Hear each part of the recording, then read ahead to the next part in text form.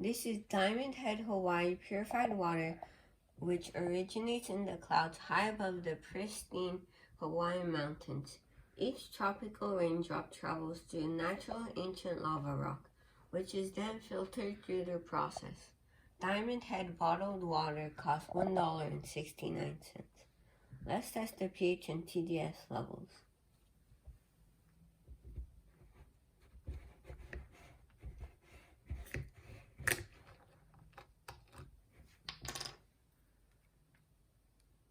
Let's pour some water in.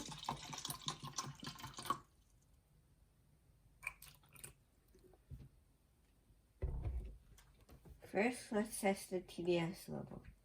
Turn on the TDS tester, make sure it says 0, and put it in.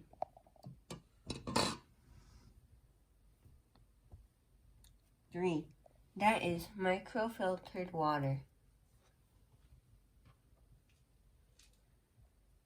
Now let's test the pH level. Do 2 to 3 drops.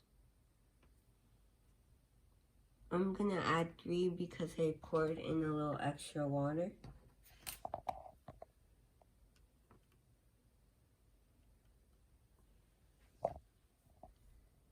I give this a 4.5. This is acidic.